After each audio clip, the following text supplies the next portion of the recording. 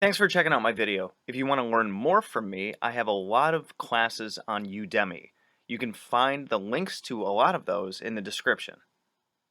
Okay, so this time around I'm actually driving my car, but I thought I'd give, making a recording a shot. Anyways, so you guys let me know how the audio quality sounds, because I am in my car, I'm recording with my headphones, and they seem to actually be pretty good. But what I wanted to talk about today is something interesting that I came across in my spiritual research travels and whatnot. By the way, if you wanted to kind of join me on those research travels, on my Patreon page, I post a ton of things that I'm researching. So as I dig things up, I share them with all of my Patreon supporters. You can also get a lot of easier access to me. A lot of my classes that I have on Udemy are actually up there on Patreon if you search through all the posts and stuff. So if you want to take a deeper dive and join me on all my research and stuff, kind of the stuff I do behind the scenes, definitely check out my Patreon. Link in the description for all my offerings through Linktree. Anyways, one of the interesting things that I stumbled across is kind of the Catholic Church's view on witchcraft and spiritual gifts and things like that. So according to, a couple of priests that I've watched a bunch of interviews of, God created what they term to be a moral universe. Now that term doesn't exactly make any sense to me. I'd have to do a little bit more digging on that. But the idea is that the ability for someone to do things such as witchcraft, which creating, changes in reality in accordance with will, is something that is possible. So do they believe it's real? Yes. I mean, even in the Catholic Church, they technically do things that we would term as witchcraft, with like transubstantiation of blessing the Eucharist and whatnot, saying this is the body and blood of Christ with the Eucharist and the wine and whatnot, and even venerating objects or body parts from saints, right? So technically speaking, that's all witchcraft. You got a Christmas tree in your house, that's technically a pagan ritual, things like that. But anyways, so God created a moral universe where we can perform things like witchcraft, changing reality in accordance with will. And they also do believe that there are people that have certain gifts. One priest talked about he met a boy who could see angels. And so, can we see spirits? Yes, we can. Have I seen spirits? Absolutely. Is it kind of a fleeting thing? For me, yes. But there are people that have better abilities in that way than I do, where they can see spirits way more often, and they can sense them better. There's all sorts of mediums and psychics. There's even been TV shows about that, where people have a much easier time seeing, sensing spirits and things like that. Do I have that particular gift? Comes and goes, but lost my train of thought there.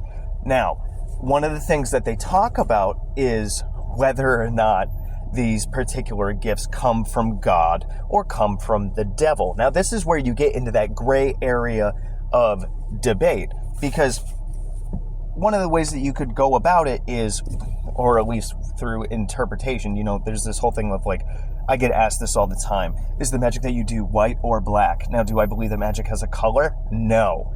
I believe that magic follows intention, so you can have banishments and bindings and different things for nefarious quote-unquote black magic purposes or quote-unquote white magic purposes. I bound myself from going to liquor stores when I was quitting alcohol. That's a binding, yeah, but would you consider that white magic? Yeah, why? Because of a positive outcome that came from it. Anytime I drove near a liquor store, I actually would get sick, and I would not want to look at it and stuff because of the binding. So what they say is that if these gifts are good, then they obviously come from God. If they are bad, then they come from the devil. But then they do talk about the fact that working with quote-unquote demons and whatever can bring people prosperity and things like that. Like a girl that really wanted to land a career. She was a gifted violinist. She went to Juilliard, but she wasn't getting any job offers. So she actually ended up making a pact with the spirit. It's kind of a longish story. And she got a ton of job offers, made a ton of money, but then she ended up getting sick. Okay, so then what would that say if you expand on that a little bit? If you work with a spirit, there is always a tit for tat.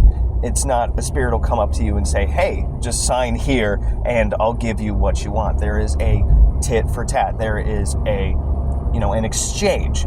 In exchange for X, I will give you Y. So how do we how do we branch that safely? We set the terms. We say, hey, for this offering of blank, whether it be burning bread or herbs or libations of like beer or wine or water, then, and over a regular basis feeding you some energy, can you help me out with blank, right?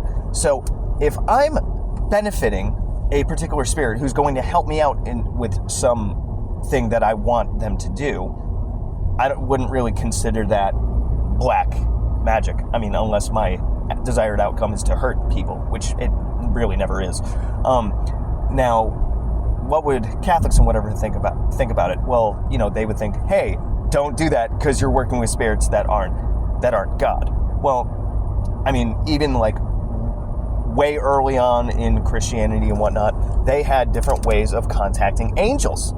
That's where angelic sigils come from, really old school ones. And you could debate me on this, like even praying to the saints and stuff, you could say is a little bit different from praying to God.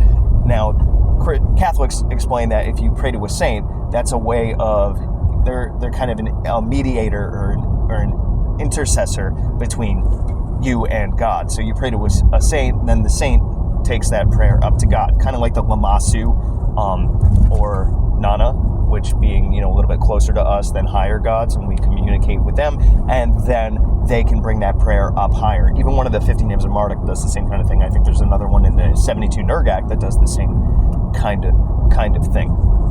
So there is a little bit of arguably a gray area of working with entities that are not God, or Jesus or what have you within the church, but they still hold God at the higher level. Now, when it comes to these different spiritual gifts and things that we have, if we use them for good, it's positive. If we use them for bad, it's negative.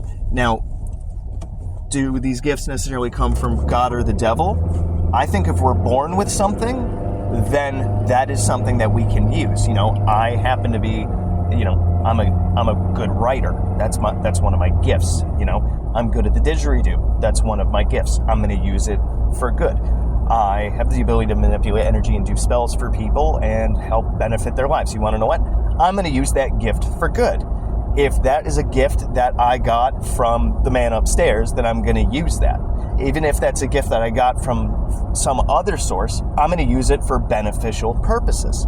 I'm not going to only benefit myself. I'm going to benefit my family. I'm going to benefit other people that I do magic for.